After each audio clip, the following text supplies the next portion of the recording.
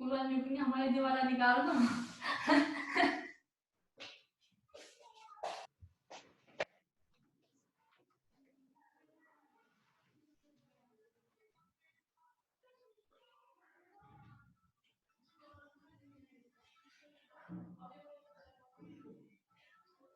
Good afternoon sir. Good afternoon.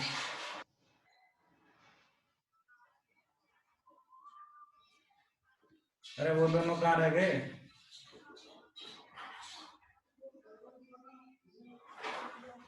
Good morning sir. Good morning.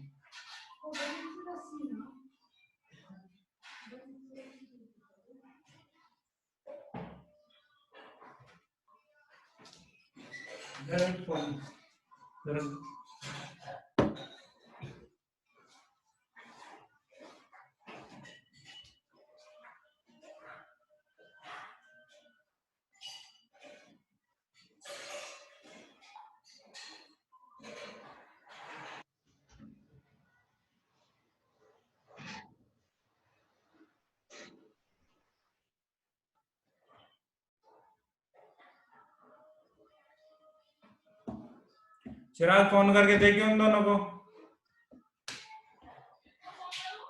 एक minute.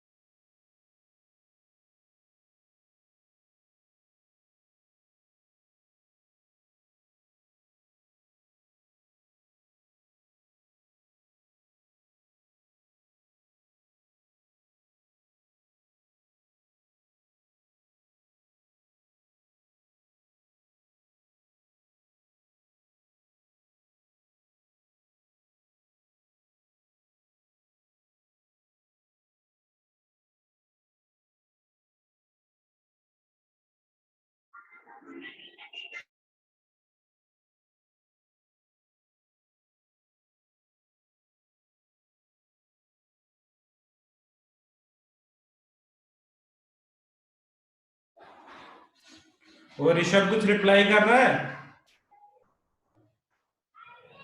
हाँ जी।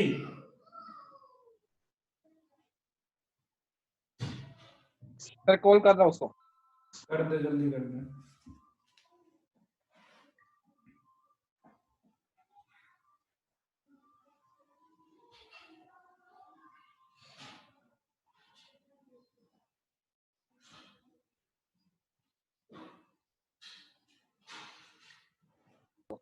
Sir phone नहीं उठा रहा वो। फोन नहीं उठा रहा, चलो फिर क्लास स्टार्ट करते हैं, ठीक है?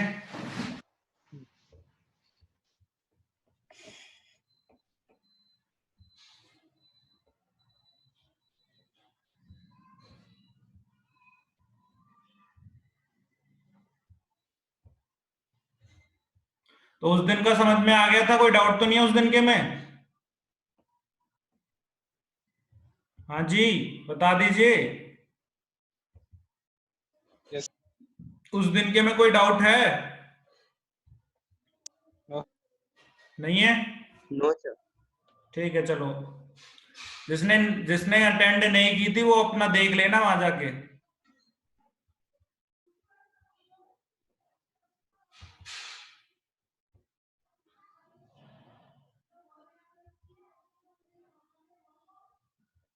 एक बार रिवाइज करा रहा हूं मैं, सारी जितनी भी पॉइंट्स है ना सारे रिवाइज करा रहा हूं। Okay sir. तो पहला क्या है हमारा? Algorithm efficiency is related to the time taken by the program for execution and the space used by the algorithm. तो एल्गोरिदम की एफिशिएंसी किन दो फैक्टर्स पे डिपेंड करती है? वो मेन फैक्टर्स हैं आपके टाइम टेकन और स्पेस, मतलब कितने टाइम में आपका एल्गोरिदम रन कर जाएगा और कितना स्पेस वो मेमोरी में कंज्यूम करेगा। ठीक है, ये होते हैं, इनको हम इंटरनल फैक्टर भी बोलते हैं। क्लियर है? और एक्सटर्नल फैक्टर में क्या आ जाएगा, एक्सटर्नल फैक्टर में आ जाएगा आपका क्या कहते हैं कि कितना बड़े इनपुट साइज पे आप काम कर रहे हो, उसको आप कंट्रोल कर सकते हो क्या? Hello, no sir. ठीक है Yes, ना, sir. उसको आप कंट्रोल नहीं कर सकते कि कितने बड़े क्या कहते हैं उस पे आप काम कर रहे हो।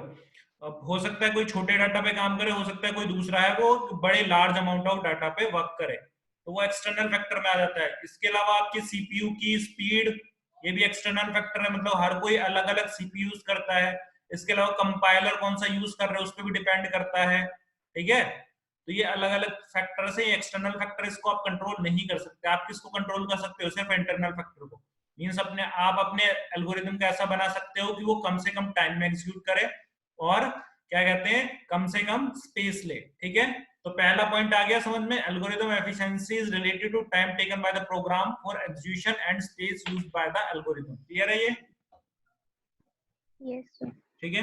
नेक्स्ट है performance of algorithm depends on many internal and external factor. Internal factor मैंने आपको भी ऊपर बताए हैं और एक्सटर्नल फैक्टर अभी समझाए हैं। क्लियर है ये? हाँ जी, यस सर। ठीक है। Yes, उसके बाद sir. आते हैं internal factor specify algorithm efficiency in terms of. अब इंटरनल फैक्टर कौन कौन से हैं? सबसे पहले है तो time required to run the program और space required to run the program. Clear है? ये हो गया आपके इंटरनल फैक्टर। और एक्सटर्नल फैक्टर कौन से होते हैं आपके? एक्सटर्नल फैक्टर होते हैं size of the input of the algorithm. कितना साइज आप इनपुट का कितना साइज दे रहे हो सकते हो आप 1000 नंबर्स पे काम कर रहे हो सकता है 1 लाख नंबर्स पे काम कर रहे हो, ठीक है। तो ये आप नहीं डिसाइड कर सकते, वो है यूजर है वही डिसाइड करेगा कितने बड़े साइज पे वो काम कर रहा है। वो एक्सटर्नल फैक्टर है, आप उसको चेंज नहीं कर सकते। क्लियर है? उसके बाद है speed of the computer on which it run, ठीक है, कि कौन सा कंप्यूटर पे रन कर रहा है, वो डुअल कोर पे कर रहा है, कोर टू डीओ पे कर रहा है, आई प्रोसेसर पे वर्क कर रहा है या एएमडी पे काम कर रहा है, ठीक है। तो उसको भी आप डिसाइड नहीं कर सकते। तो स्पीड ऑफ ये भी एक्सटर्नल फैक्टर है।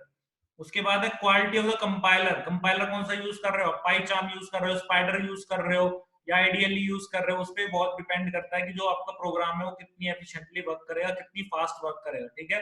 इसके अलावा एल्गोरिदम की अगर हम बात कर रहे हैं तो जरूरी नहीं है वो पाइथन का ही हो, ठीक है। उसको हो सकता है उस एल्गोरिदम को C++ में इंप्लीमेंट कर दें या जावा में इंप्लीमेंट कर दें। एल्गोरिदम तो एक स्टेप्स हैं, उनको किस लैंग्वेज में आप वो कर रहे हो, इंप्लीमेंट कर रहे हो, इस चीज पे डिपेंड नहीं करता। क्लियर है ये?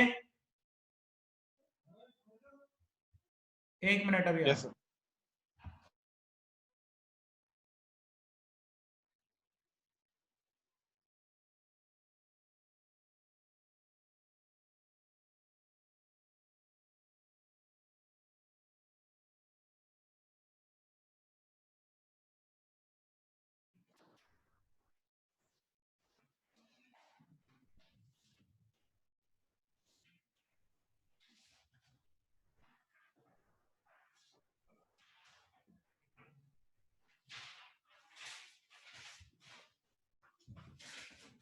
ये चीज आ गई है समझ में, quality of the compiler.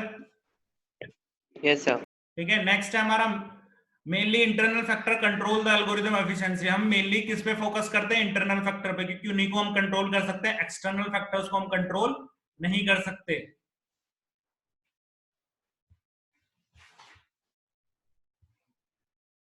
Clear है ये?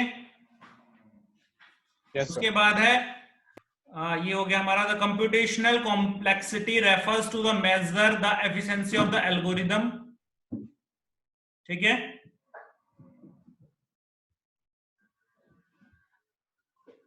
कहां गए हम? एफिशिएंसी ऑफ द एल्गोरिथम और program in terms of space and time, ठीक है। जो हम कॉम्प्लेक्सिटी कैलकुलेट करते हैं वो भी किस पे कैलकुलेट करते हैं? हम स्पेस और टाइम के बेसिस पे। उसके बाद है program which uses minimum number of resources, less space and minimum time is known as good program, ठीक है। रिसोर्स इन द सेंस मतलब क्या कहते हैं आपका, वो ही आ गया, स्पेस ही आ गया, ठीक है। मेनली तो हम स्पेस से फोकस करते हैं, बाकी और चीजों पे हम ज्यादा फोकस करते नहीं है, और जितना कम से कम टाइम लेगा उसको हम गुड प्रोग्राम बोलेंगे, ठीक है। अब टाइम कॉम्प्लेक्सिटी क्या होती है? It is the number of elementary instruction that the program execute, मतलब कितने स्टेप्स के अंदर वो हमारा पूरा प्रोग्राम एग्जीक्यूट हो गया, उसको क्या बोला जाता है? Time complexity. The number depend on the size of the input, ठीक है। और ये टाइम कॉम्प्लेक्सिटी किस चीज पे डिपेंड करती है कि कितना ज्यादा इनपुट लिया जा रहा है। अगर इनपुट लार्ज होगा तो हमारा प्रोग्राम में ज्यादा टाइम लेगा, अगर इनपुट कम होगा तो हमारा प्रोग्राम में वो कम टाइम लेगा। क्लियर है ये? उसके बाद the time complexity of algorithm is most commonly expressed using big O notation. कल समझाया था ना बिग ओ नोटेशन क्या होती है। हेलो, Yes, किसी को डाउट है बिग ओ नोटेशन क्या होती है? सर बता दो एक बार। बिग ओ नोटेशन क्या होती है? ये एक अपर बाउंड होता है, मींस जो क्या कहते हैं हमारा जो प्रोग्राम है ना वो मैक्स, एक बार जाके ना वीडियो देख लेना यूट्यूब पे गीता, Yes, sir. ठीक है। Okay video sir. में अच्छे से बहुत अच्छे से एक्सप्लेन कर रखा है, फिर भी बस थोड़ा सा बता रहा हूं मैं, क्योंकि अगर फिर से इसको समझाने बैठ गया तो बहुत टाइम लग जाएगा। क्लियर है? तो यूट्यूब पे जाके एक बार उस कंप्लीट, अच्छा 2 पार्ट में है वो, एक 40 मिनट की, एक 15 मिनट की है, दोनों देख लेना तभी समझ में आएगा सारा, ठीक है। आवाज नहीं आ रही क्या? सर पहले नहीं आई थी आवाज। अच्छा ठीक है, तो मैं कह रहा हूँ चिराग तो था क्लास में, आई थिंक कुणाल भी था। कुणाल लास्ट वाला पार्ट कुणाल ने मिस किया शायद, है कुणाल? Yes, sir. लास्ट वाला पार्ट मिस किया ना तूने? कौन सा पार्ट सर? अरे वो उसके बाद जो सेकंड टाइम तू कनेक्ट हुआ ही कहाँ था, चिराग ही था उस टाइम पे, जो 15-16 मिनट का पार्ट है।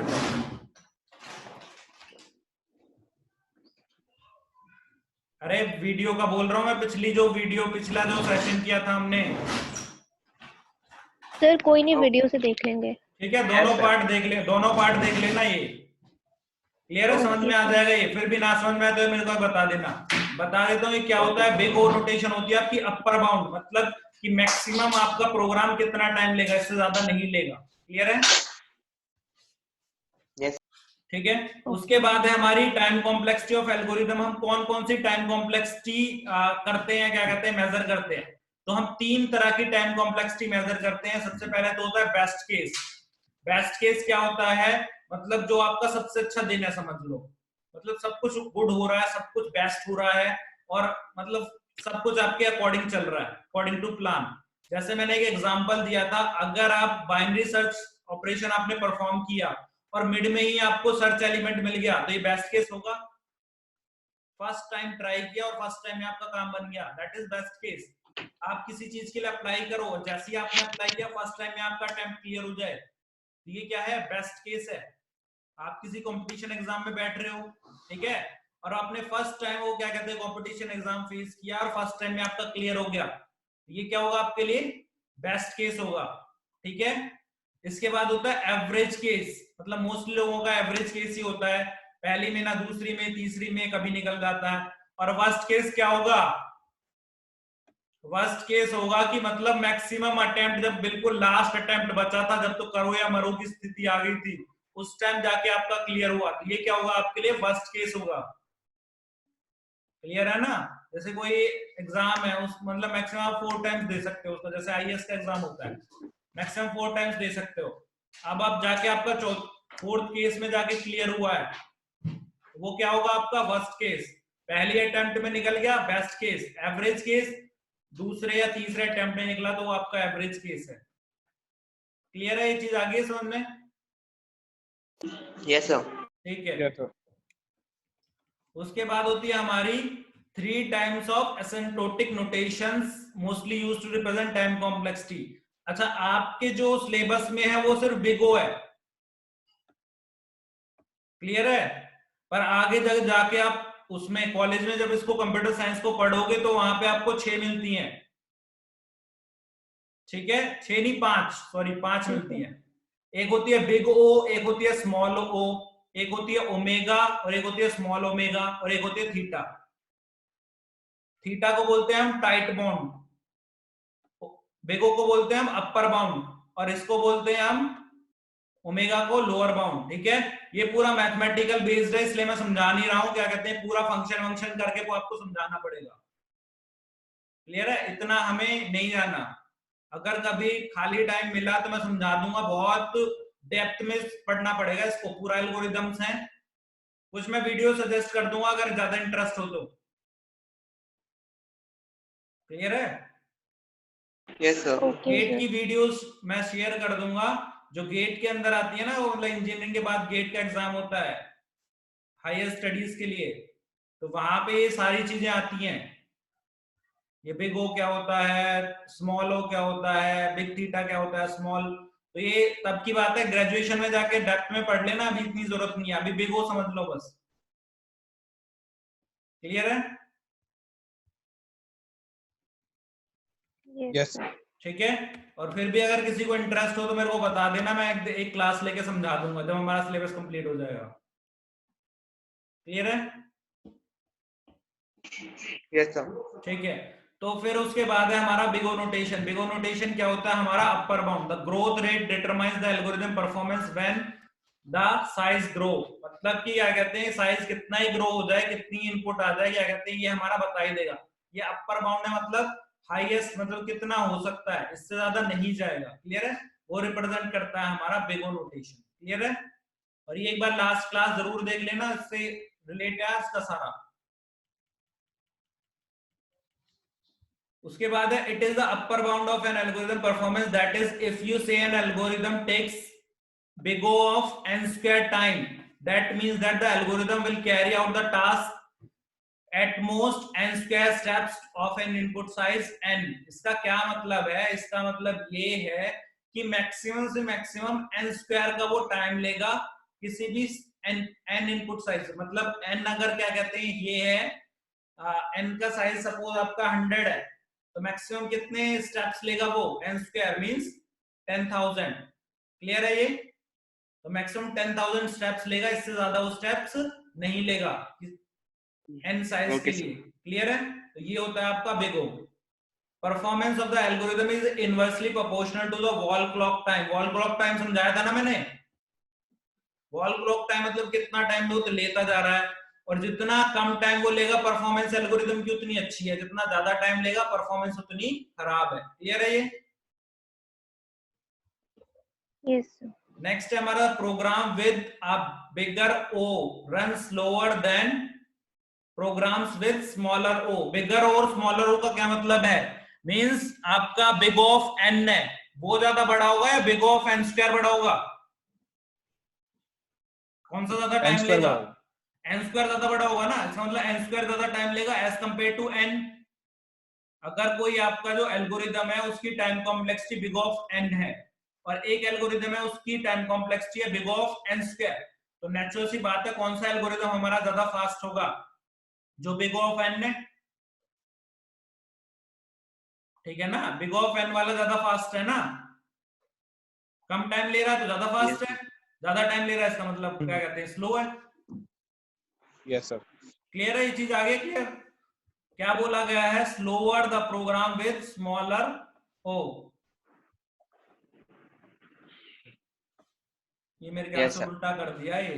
द प्रोग्राम, एक मिनट इसको पढ़ लेता हूं। The program with bigger O run slower, हाँ ठीक है। The program with smaller O आगे लिखा नहीं है, ठीक है। The program with smaller O work faster. Clear है ये चीज? ये पॉइंट आ गया समझ में? ये यहां पे मिसिंग है थोड़ा, वर्क फास्टर। क्लियर है? या रन फास्टर, जो भी कुछ आप लगा लो। ये चीज आ गई समझ में? Yes sir. ठीक है। उसके बाद है नेक्स्ट हमारा dominant term. If the algorithm performance is, ये अच्छा ये एन स्क्वायर है, ये जो n2 दिख रहा है ना, ये क्या है? एन स्क्वायर है। तो a n square plus b n plus c, then we can say that a n square, n square, a n square क्या है? डोमिनेटिंग टर्म है। उस दिन मैंने अच्छे समझाई थी ये चीज।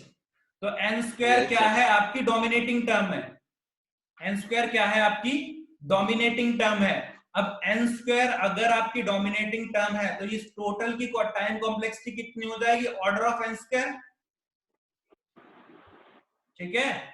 जो हमारी हायर वो होती है, मतलब जो हमारी हायर टर्म होती है उसी को हम कंसिडर करते हैं, जो लोअर टर्म होती है उनको हम इग्नोर कर देते हैं। ये मैंने आपको एग्जांपल लेके समझाते, एक बार और बता देता हूं। सपोज आपका इनपुट साइज क्या है, आपका इनपुट साइज है 1000, क्लियर है, और n स्क्वायर कितना हो जाएगा, n स्क्वायर हो जाएगा आपका 10 लाख, ठीक है, n स्क्वायर क्या हो जाएगा 10 लाख। अब 10 लाख के सामने क्या हम इस 1000 को इग्नोर कर सकते हैं? Yes, sir. और इनपुट साइज तो और बड़ी ही होती है, क्या कहते हैं, ठीक है, आपकी जो इनपुट साइज होती है वो मोस्टली बड़ी होती है, 1000 नहीं। आप ये मान के चलो, क्या कहते हैं, कि अगर हम किसी भी एल्गोरिदम को बना रहे हैं तो कितने डाटा पे सर्च करेगा, एटलीस्ट क्या कहते हैं 1 लाख से 2 लाख के डाटा पे सर्च करेगा, इतने नंबर्स तो वो सर्च करेगा ही, कोई भी एल्गोरिदम आप बना रहे हो, कोई छोटे मोटे प्रोग्राम तो आप बना ही रहे हो, पूरा बड़ा एल्गोरिदम बना रहे हो, तो आप हो सकता है वो 1 लाख पे करे या 10 लाख पे करे, तो बहुत बड़ा वैल्यू हो जाएगी, उसके सामने हम लोअर वैल्यू को इग्नोर कर सकते हैं, क्लियर है। तो ये क्या है, हम ये लोअर टर्म्स को इग्नोर कर देते हैं, और ये ए बी सी ये क्या होती है, आपकी कांस्टेंट होती है, इनको भी हम इग्नोर कर सकते हैं अगर एक्सपोनेंशियल पावर हमें मिल जाती है, ठीक है। एक्सपोनेंशियल पावर के सामने आप ये ए बी सी ये कांस्टेंट टर्म को आप इग्नोर कर सकते हो, क्लियर है। Yes. मतलब अगर कुछ भी कांस्टेंट है, कुछ भी कांस्टेंट है उसको इग्नोर कर दो, और अगर वेरिएबल है तो उसको आपको कंसीडर करना पड़ेगा। वेरिएबल को क्यों कंसीडर करना पड़ेगा, वेरिएबल को आपको इसलिए कंसीडर करना पड़ेगा क्योंकि वेरिएबल साइज, जैसे जैसे साइज बढ़ेगा वेरिएबल की लेंथ भी बढ़ेगी, पर कांस्टेंट तो कांस्टेंट ही रहने वाला है, क्लियर है ना। सपोज ए की वैल्यू 1000 है तो 1000 ही रहेगी आपका, चाहे इनपुट साइज 1 लाख हो जाए, चाहे वो 2 लाख हो जाए, चाहे वो 1 करोड़ हो जाए, एन का साइज, ए तो कांस्टेंट ही रहेगा ना, ए तो 1000 ही रहेगा ना, या ए भी बढ़ जाएगा, जल्दी बताओ मेरे को, आवाज नहीं आ रही क्या कांस्टेंट मेरी, रहेगा। ठीक है, 1000 ही रहेगा, ये ए पे बी पे इस पे कोई इफेक्ट नहीं आने वाला है, एन की कोई भी वैल्यू आ जाए। Yes, sir. सर पर अगर वेरिएबल का साइज बड़ा ही नहीं हुआ तो फिर भी हम उसको इग्नोर कर सकते हैं। हम उसको इग्नोर करते हैं, ठीक है, हम मान के चलते हैं कि जो डाटा है, या क्या कहते हैं, जो भी आपका एल्गोरिदम है जो वर्क करेगा वो लार्ज अमाउंट ऑफ डाटा पे ही वर्क करेगा, क्लियर है। छोटे मोटे डाटा पे कभी भी काम नहीं होता, हमेशा लार्ज अमाउंट ऑफ डाटा पे। अगर छोटे मोटे डाटा पे काम हो रहा होता तो हमें कंप्यूटर की जरूरत ही क्या थी, खुद अपने हाथों पे कैलकुलेशन ना कर लेते, क्लियर है ना। फिर प्रोग्रामिंग की क्या जरूरत थी, Yes, sir. जब क्या कहते हैं सारा काम, जब छोटा डाटा था तो क्या हमें कोई किसी चीज की जरूरत पड़ती थी, पर जैसे जैसे डाटा बढ़ने लगा हमें नए नए एल्गोरिदम्स की जरूरत पड़ने लगी, नए नए प्रोग्राम्स की जरूरत पड़ने लगी, क्लियर है। तो कांस्टेंट टर्म्स को इग्नोर मान के ही चलो, आपको हमेशा जो जब भी टाइम कॉम्प्लेक्सिटी कैलकुलेट करनी होगी, किस पे, इन टर्म्स ऑफ वेरिएबल की टर्म्स में आपको कैलकुलेट करनी होती है, और वो भी हाईएस्ट पावर, क्लियर है। कांस्टेंट अगर आपका 1 लाख दिया ना तो भी इग्नोर कर दो, कांस्टेंट तो मतलब इग्नोर है, कांस्टेंट की वैल्यू को कभी नहीं लेके चलते, हम कैलकुलेशन करते वक्त उसको दिखाएंगे कि ये चीज कांस्टेंट है, और जो हम फाइनल आंसर देंगे उसमें उस कांस्टेंट को इन्वॉल्व नहीं करेंगे, क्लियर है। अगर बाई चांस आपको किसी की टाइम कॉम्प्लेक्सिटी निकालने को दे दी और आप क्या कहते हैं 2 मार्क्स का वो क्वेश्चन है, तो आप सीधा उसका आंसर थोड़ी लिख के आओगे, दिखाओगे ना मैंने यहाँ से ये किया फिर इसको इग्नोर किया और उसके बाद ये मेरा फाइनल आंसर आया है, क्लियर है ना। 1 मार्क्स में आता है अगर आपका ये क्वेश्चन डायरेक्ट बिग ओ में आंसर कर दो, क्लियर है। Yes, आपको sir. कोई स्टेप दिखाने की जरूरत नहीं है, सीधा जाओ लूप पे जाओ, लूप की वैल्यू कैलकुलेट करो, आंसर दे दो, अगर 1 मार्क्स में आता है। पर अगर 2 मार्क्स में क्वेश्चन आता है तो आप बताओगे कि यहाँ से हमने ये ए है, ये हमारा बी है, इसको हम यहाँ क्योंकि ये कांस्टेंट टर्म है इसलिए हम इसको इग्नोर कर रहे हैं, इस तरह से आप आंसर करोगे, क्लियर है। सर इसका आंसर क्या लिखेंगे, n square plus n? Order of n square, O(n) square. ठीक है। Order of n। Order of n square का मतलब है big O of n square, ठीक है, जैसे ये लिखा हुआ है, ओके ठीक है, ये लिखा हुआ ना order of N square means big of N square, तो आप ऐसे आंसर लिखोगे अगर 1 मार्क्स में सर। आता है एक टर्म में 2 पावर्स हुई तो एक टर्म में तो हाईएस्ट पावर के साथ जाओगे ना आप, ओके ठीक है ना, आप हमेशा हाईएस्ट पावर के साथ जाओगे, अगर एन क्यूब आ गया तो एन स्क्वायर को भी इग्नोर कर दोगे, ओके ठीक है, हमेशा हाईएस्ट पावर के साथ जाना है। Yes, sir. ये चीज आगे समझ में, हमेशा डोमिनेंट, और ये करना है आपको। डायरेक्ट आंसर कब लिखना है, अगर आपको 1 मार्क्स में क्वेश्चन आया, अगर 2 मार्क्स में क्वेश्चन आया तो आप पूरा बताओगे कि यहाँ से हमने ये ए लिया है, इसके लिए हमने बी लिया है, यहाँ पे इग्नोर कर दिया, यहाँ पे इसको इग्नोर कर दिया। लास्ट क्लास में क्वेश्चन कराए थे ना मैंने कैसे, और लास्ट में हमने एक आंसर निकाल दिया था। हाँ जी चिराग, याद है कुछ? हमने Yes, sir. ए को कंसीडर किया था, हमने बी को कंसीडर किया था, और सारी चीजों को कंसीडर करने के बाद लास्ट एक आउटपुट निकाल दी थी, और वो एन स्क्वायर या एन में या लॉग एन में आ रही थी। Yes, sir. क्लियर है? तो वो आप लास्ट, अगर डायरेक्ट आंसर लिखेंगे, जैसे जितने भी आपके शॉर्टिंग एल्गोरिदम्स हैं, ठीक है, शॉर्टिंग एल्गोरिदम जैसे आपसे बोल दे गए find the time complexity of bubble short, find the time complexity of insertion short, find the time complexity of selection short, तो आपको क्या लिखना है, अगर 1 मार्क्स में क्वेश्चन है सीधा लिख देना order of N square. Clear है? ऐसा कोई भी शॉर्टिंग एल्गोरिदम्स आपके सिलेबस में नहीं है जिसकी time complexity order of N square से कम होती है। क्लियर है? 1 मार्क्स में अगर क्वेश्चन आ जाता है डायरेक्ट आंख बंद करके लिख देना ऑर्डर ऑफ एन स्क्वायर। ठीक है, ठीक है, पर अगर क्या कहते हैं आपको आता है वो 2 मार्क्स में, तो आपको पहले एल्गोरिदम लिखना होगा उसका, और फिर वहां से आप टाइम कॉम्प्लेक्सिटी कैलकुलेट करोगे। क्लियर है ये? ठीक है, ठीक है, एल्गोरिदम तो वैसे भी आपको क्या कहते हैं याद उसका करना ही पड़ेगा, ये डायरेक्ट क्वेश्चन भी आ जाता है कि आपको बबल शॉट का एल्गोरिदम बना के दिखाना है, वो दिखाना है एल्गोरिदम, या फिर आ जाता है आपको बबल शॉट का प्रोग्राम लिखना है, या इंसर्शन शॉट का प्रोग्राम लिखना है, उसके स्टेप्स लिखने हैं, तो ये सारा आपका डाटा स्ट्रक्चर में तो आएगा ही। ठीक है, अगर टाइम कॉम्प्लेक्सिटी में आ जाता है क्वेश्चन तो पहले आप उसका प्रोग्राम लिखोगे और फिर टाइम कॉम्प्लेक्सिटी कैलकुलेट करोगे। 2 या 3 मार्क्स में अगर क्वेश्चन आता है तो, 1 मार्क्स में आता है सीधा ऑर्डर ऑफ एन स्क्वायर लिख के आगे नेक्स्ट क्वेश्चन पे स्विच कर दो। क्लियर है ये? ठीक है, Yes, sir. उसके बाद है हमारा कैलकुलेटिंग कॉम्प्लेक्सिटी।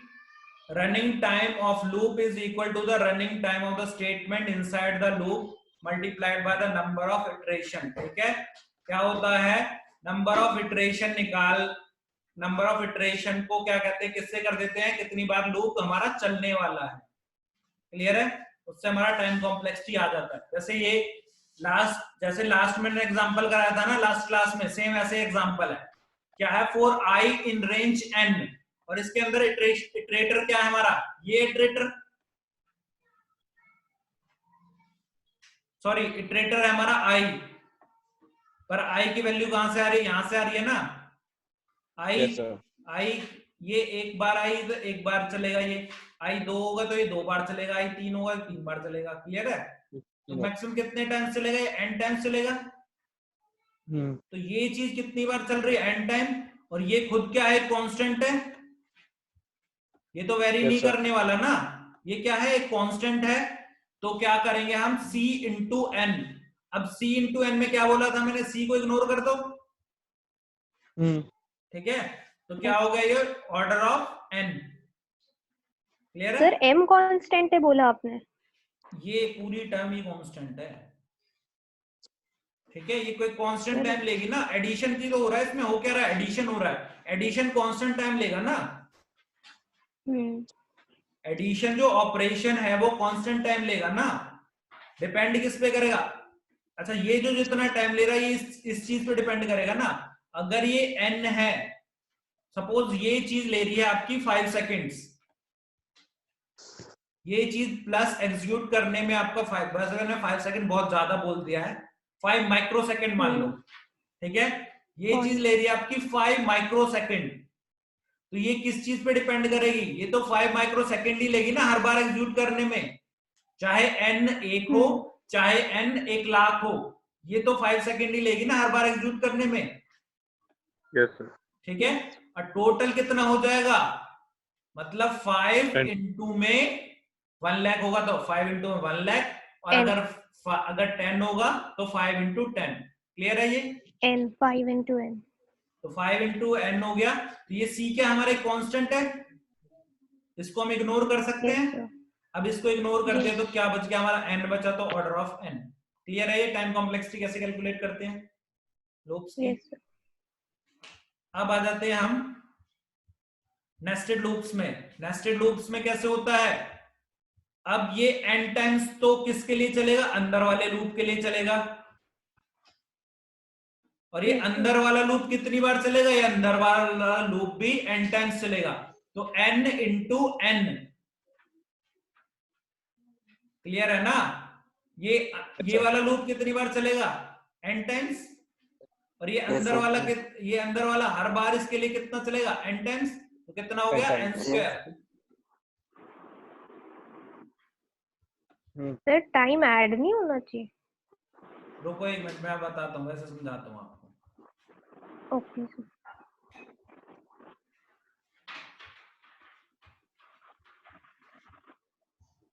फर्स्ट बार कितनी बार चल रहा है, n बार।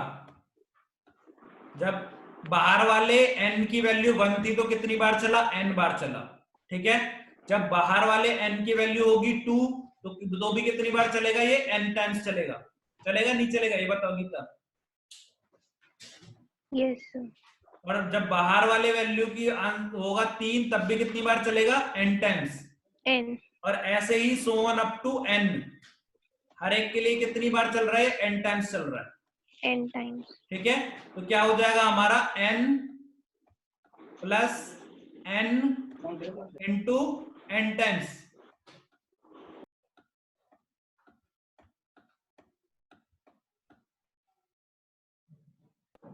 क्लियर है? ये n कितनी बार ऐड हो रहा है, n टाइम्स ऐड हो रहा है ना? Yes sir. अच्छा, अब किसी भी क्वांटिटी को, अब अगर आप किसी भी टर्म को उतने टाइम्स ऐड कर रहे हो तो इसका मतलब आप क्या कर रहे हो, मल्टीप्लाई कर रहे हो। जैसे Multiply. 5 प्लस 5 को हमने जब 2 बार प्लस किया तो क्या होगा, 5 इंटू 2।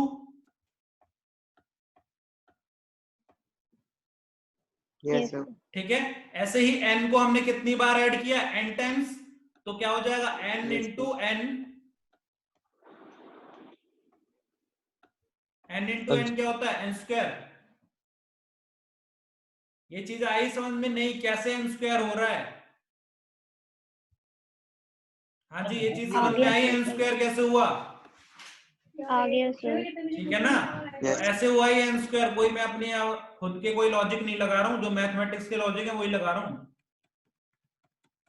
Okay sir. क्लियर है? ये चीज आ गई समझ में? अच्छा, अब देखो, अगर आपका ये लूप है, ये n टाइम्स चल रहा है, ये भी n टाइम्स चल रहा है, और ये भी n टाइम्स चल रहा है, तो इसके लिए क्या हो जाएगा हमारा, a n square. Into n। ठीक है, और इसके लिए क्या हो जाएगा, b into n square. b into n.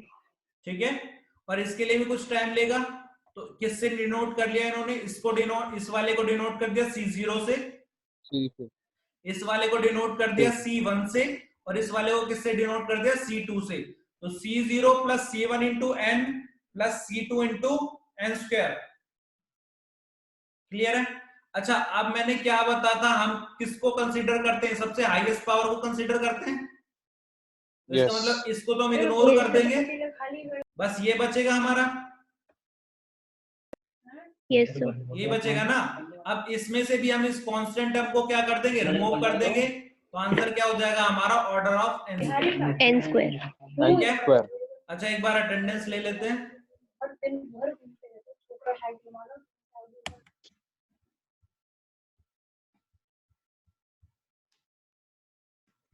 Clear है? ये आ गया समझ में? Yes, sir. उसके बाद इफ एल्स। इफ एल्स, ये इफ कितना कांस्टेंट टाइम लेगा, एल्स भी हमारा कांस्टेंट टाइम लेगा। ये लूप कितना टाइम लेगा, n टाइम लेगा। हाँ जी कुणाल बोलो। ON. ON अभी तो प्रोग्राम खत्म भी नहीं हुआ, ON कैसे हो गई? आगे कोई और लूप आ अच्छा, जाए, आगे भी है? हैं? तुझे क्या पता है खत्म हो गया? नीचे दिख नहीं रहा ना, इसलिए मेरे को लगा खत्म हो गया।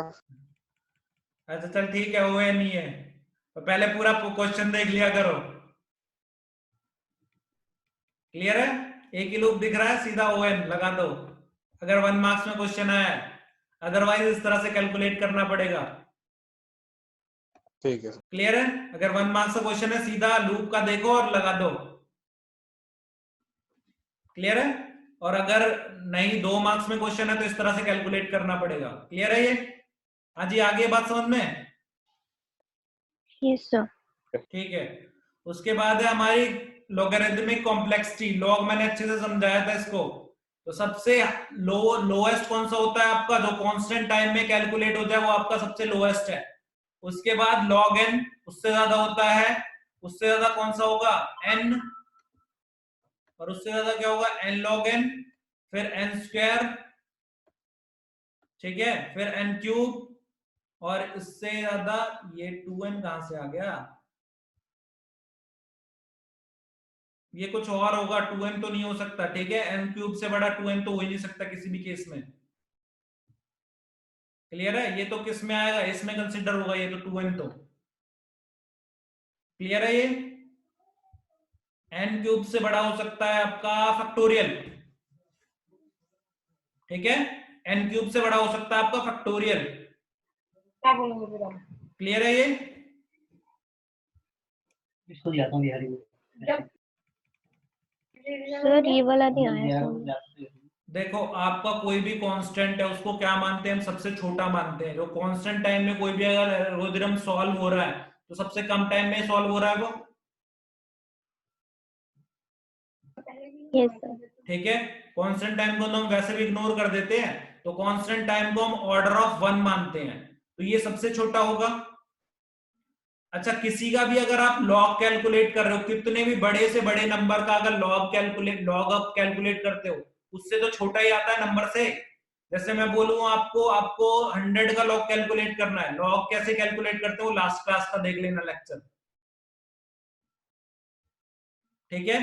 तो किसी का भी अगर हम लॉग कैलकुलेट करते हो उस नंबर से छोटा आता है, इस नंबर से छोटा होगा ना, यस सर। ठीक है। तो log n उससे बड़ा हो गया। अब log से बड़ा तो ये खुद होगा। अब देखो यहाँ पे n भी है और log n भी, अगर दोनों मल्टीप्लाई हो रहे हैं तो इससे तो बड़े होंगे, यस सर।